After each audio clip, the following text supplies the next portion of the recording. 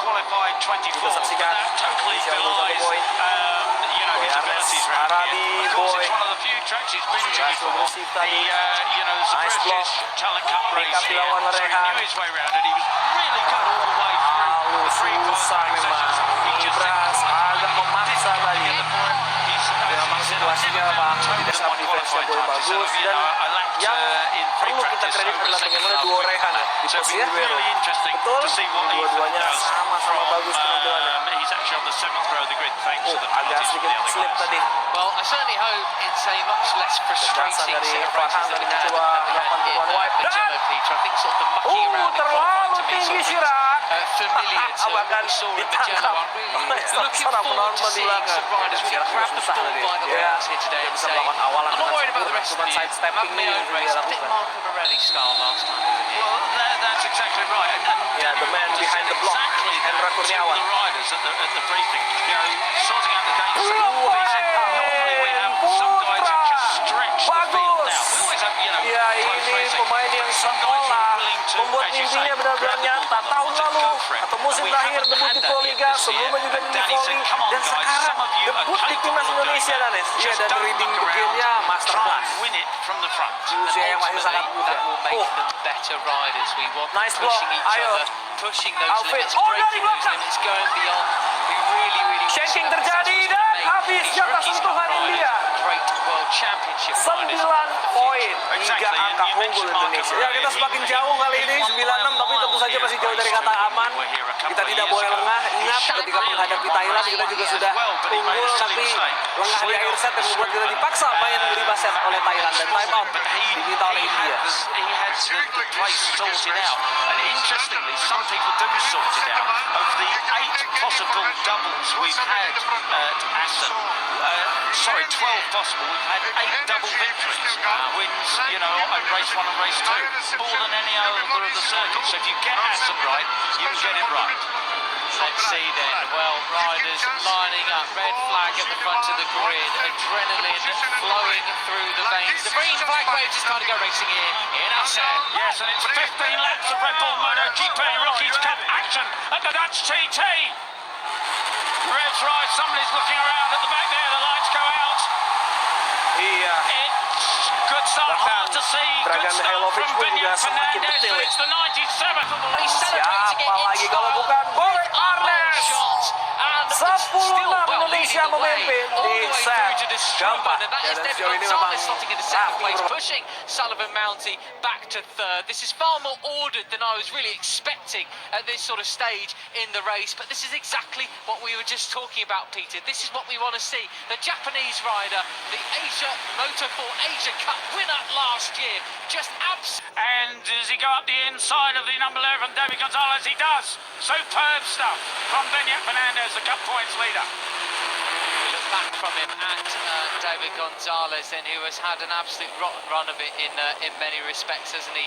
Fairly luckless, as we see. We got an accident in the background there. Turns 12 and 13. Not sure who it was at this stage, but I'll tell you someone who has made a great start from in the back of the grid. Travis Borg up to 15th already, the number 23, and it's Tibor Varga who has gone down in the gravel. And Sullivan Mounty goes for the lead. Does he go up the inside? He goes for the lead. Sullivan Mounty superbly past 2 guys into the left-hander, and Aguiwara into third position. He's certainly one of the guys we would expect to be up there fighting at the front of the championship, but with 4 non-scores so far this year, he is down in 11th place, the same as his number. His other finishes, though: first race of the year, 4th position. His only other finish, race 2 in Le Mans, where he won. And he loves that place, doesn't he? Sullivan up the inside again, and late on the brakes, follows Benjamin Fernandez through the chicane ahead of Ogiwara, and I think we've had a faller at the chicane. Somebody sort of, there's legs and arms everywhere. Maybe they got away with it, but it seemed to potentially so. It seemed to me like we had drama there. Anyway, slow race though so far, as 145, high 145. Gonzalez, of course, won race 2. And what's Sully? Is he scratching his bum, or is he telling someone to follow him? Neither is going to have any effect at this juncture.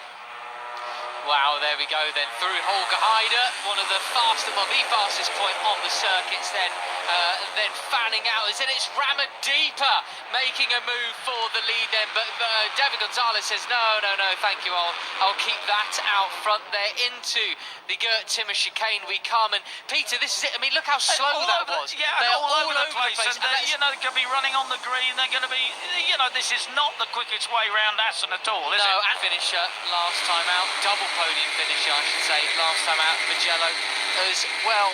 Boyd certainly is the German by those kind of results. Coming here to Assen, a near home race for him as well. And of course he has been here before as well. They have a Northern Talent Cup race, so he knows his way round, as he does, of course, at the Saxon Ring. And where do we go next time? The Saxon Ring. So right, and there he takes the lead. The number 20 is the 15-year-old German, has the lead. 20 across the line leads number 7 and 71. 11 follows. Fine, but given a penalty, Jude clearly got some decent pace as well. And we spoke about Ethan Sparks. He's up to 13th place, so he's moved through the field superbly from the back of the grid. Once again, Peter, got to be said, 146s with Singapore setting the only rider in that top sort of 20 setting 145. Slow race. I mean, there is across the front, up into 4th position then for Sully, as we see Kratokville taking the lead. Yeah, superb stuff on the brakes. That's inside an absolute classic GT chicane thing, but he got to mind those track limits, right? Yeah, did he touch the green that time? Maybe. Maybe, and of course that's going to quickly make things come undone for him if he carries on like that. Oh, wow, what a shot that was. Kudos to the director for that one. Yeah, superb.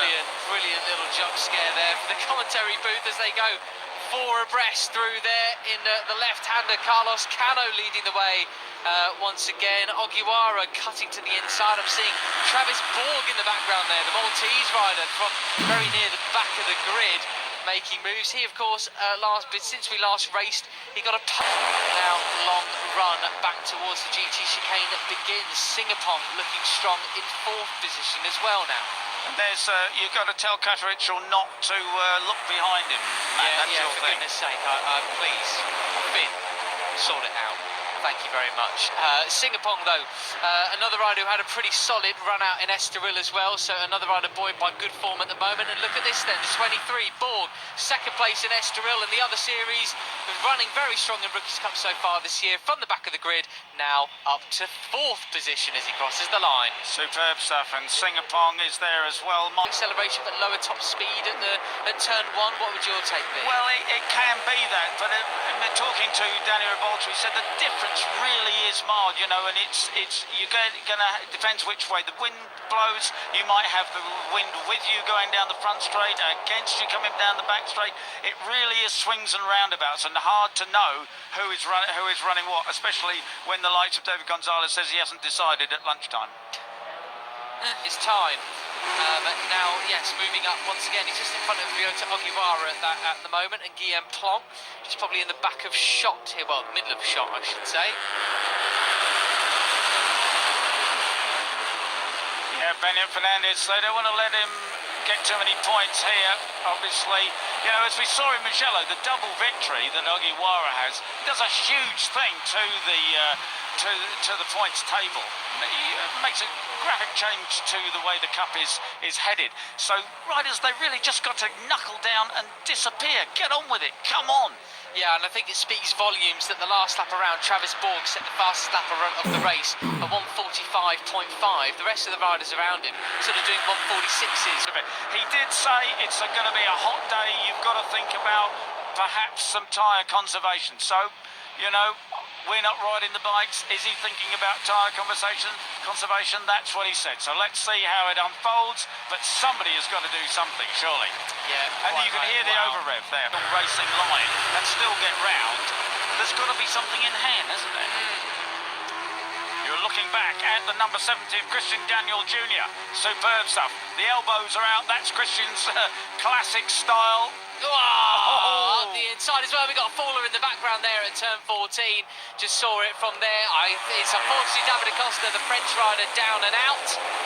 as they now fan out in towards the final left-hander. Borg and Daniel, two of the tallest riders on the grid, neck and neck with Cano leading them through. Ooh, that was so close. That was nearly Fogarty and Keeley there as Borg has had to cut across the chicane. Yeah, he had no way. He just got moved And, over. oh, fair enough. He knows exactly. He can't gain an advantage. Cano, the 16-year-old Spaniard, leading with the American 17-year-old Christian Daniel Jr. in second place. You're on board with Ogiwara. Oh. Beñat Fernandez up the inside then that time. Really, really nice indeed. And now is the pace starting to stretch. He's hanging on to it. Beñat comes around the outside. Ogiwara didn't find room to go up the inside. Hard on the brakes. It is the 7 of Beñat Fernandez who has the advantage. Come on, Beñat. Yeah, right, Beñat. If they were just holding you up, time to put your money where your mouth is, lad. Stretch it. Lap of the race. Another mid 145. Now the riders all dropping into the mid 145s. Even Stevens. That's why it's looking slightly less chaotic with 5 laps to go. The pin is just about being pulled. Well, let's hope so. Give it a good yank. Is it, I mean, I hope, Can we give it a good yank? yeah, I hope so. I hope we're not coming across as too deflated at the kind of racing, but this is what we want to see. You know, it's part of it being an academy series. You want to see riders pushing the limits of things and seeing progression. And when they're faffing around, that's not progression. That's silly mind game. That kind of progression. Right, so there's a little bit of breathing space for the number 70, Christian Daniel Jr. A bunch behind, led by Carlos Canio, the Spaniard, on the 71. Come on, Christian. It's your 3rd Rookies Cup season. You have yet to show us everything that you can do. You've yet to be on the podium this year. This is your chance, lad. Let's go for it. Yeah, this is a rider I want to see grab it by the horns and wrestle it all the way to the line. Can he do it? A bunch of them trying to go with him. Cano around the outside. This is the best we've seen from the Spaniard. They break into the GT chicane. Cano into second place. Beñat into third. Ogiwara into fourth. Will he get a 3rd win on the bounce? The Moto4 Asia Cup champion of last year. Looking very strong here with his brand new In the Asia Talent Cup past year. shout out France. He's another rider who's had a good run of it lately across multiple series. We're having a look at the live championship, and if it were to finish as it is right now, Beñat Fernandez's lead would come plummeting down. Right. Christian Daniel Jr. still leads, but only just.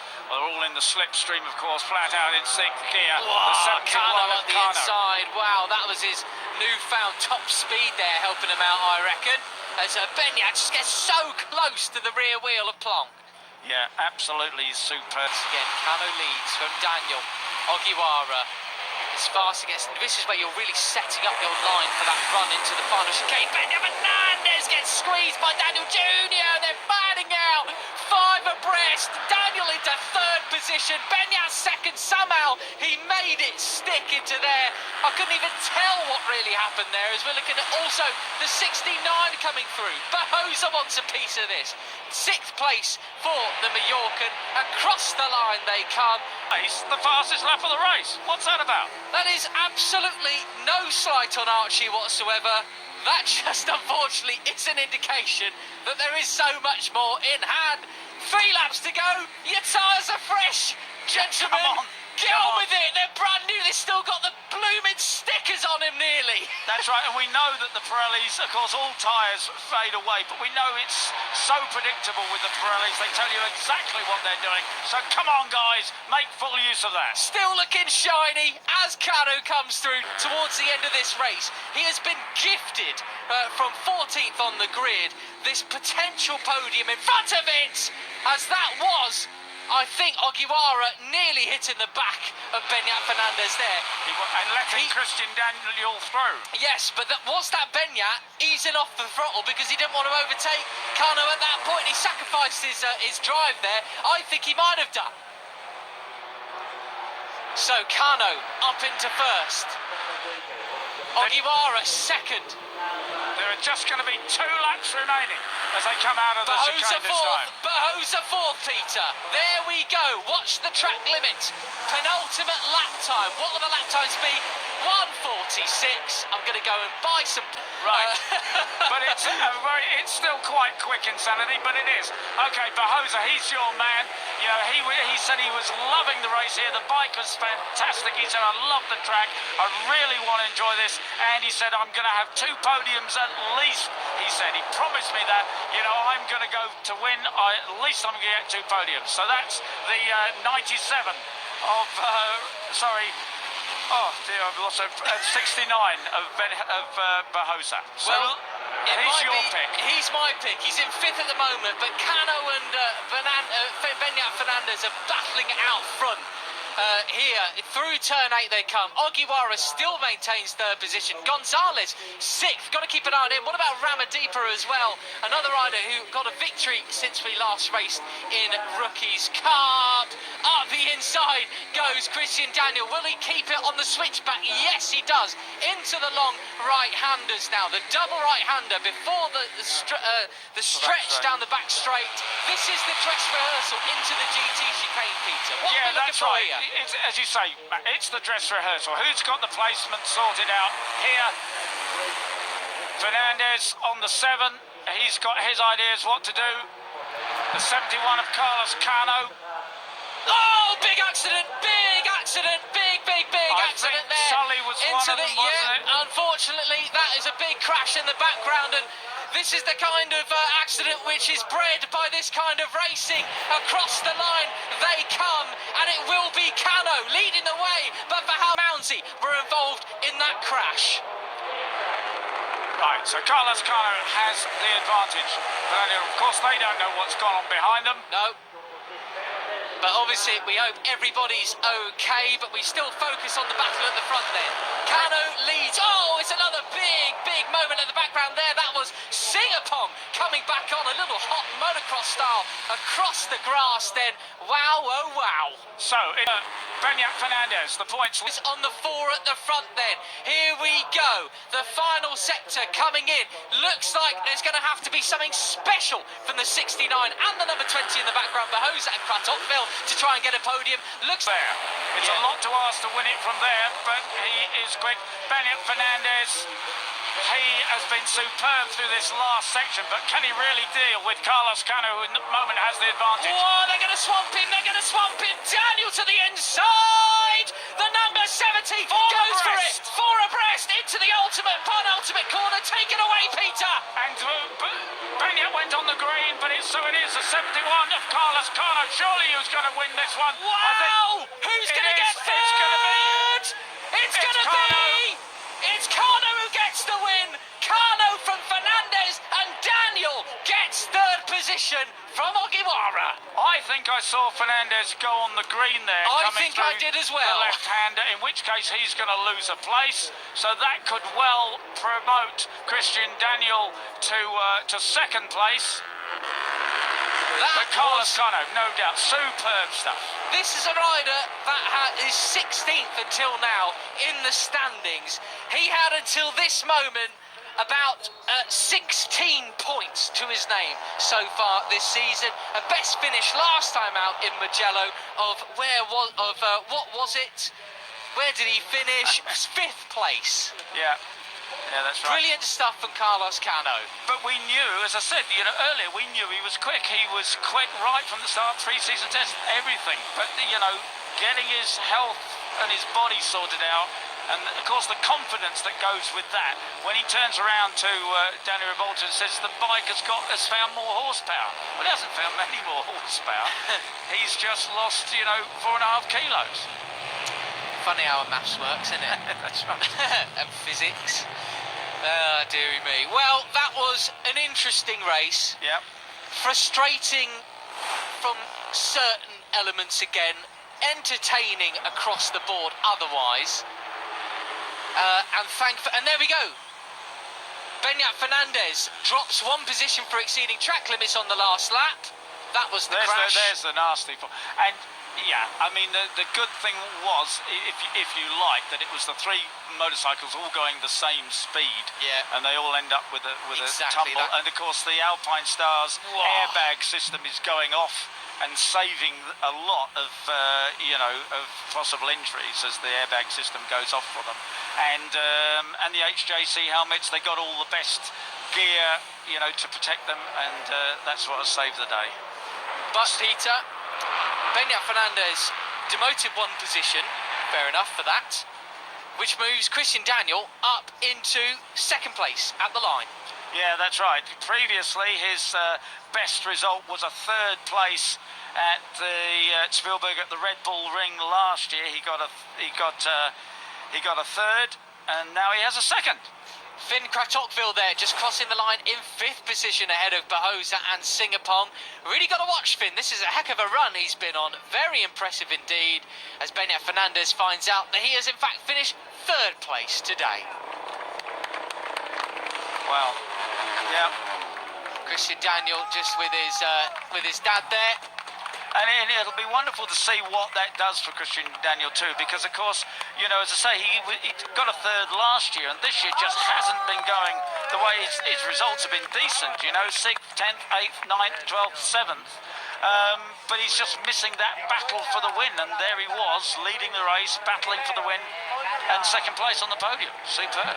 And that's just the sort of push he needs to do greater things for the second half of the season. Of course, this now is the end of the first half of the 20th Red Bull MotoGP Rookies Cup season. So, and a very apt occasion for young Christian Daniel in his third year of Rookies Cup to pull off such a result. Absolutely. All of these things so important for their futures, of course. Nothing is ever guaranteed. As Beñat Fernandez found out when he crossed the line in second place, but has in fact finished third. Yeah, I think he must have kind of known that. He knew where he was and what he hoped they didn't see or something. Yeah, no. I mean, Beñat, he'll bounce back, of course. The third place is still very good, and ahead of his closest championship rivals, which of course, going into this, the closest championship rival was Ryota Ogiwara, the Japanese ace, after his double victory in Mugello. Young Carlos Cano, yeah, what a victory that was for him there. I mean, really, really impressive. When exactly did he go on this new training program? Yeah, that I don't know. I don't know the details. Has he just turned up now this weekend instead of lighter, or is this a gradual thing? That happens. I don't think that happens since Mugello, does it? But not without cutting a leg off. Yeah. No, I don't know. The guys are weighed every weekend, and that because of course they have to be, because if they're underweight, then they have to weigh, carry ballast. But it was interesting. It was interesting talking to Danny, and you can see that he's got sharper features than he did at the beginning of the year. and as I say, it makes a huge difference, 4.5 kilos or whatever to the race. But it's also focuses the mind. If you're going to go to all the trouble of doing that, you're going to make it pay off for you, aren't you? You haven't done that for fun. Yeah, excellent point there. Well, we can hopefully hear from Beñat Fernandez. Yes, we can. There he is. Speaking for Dominica, take it away. Beñat, congratulations. Tough race, really hot conditions, and unfortunate track limits in the last lap.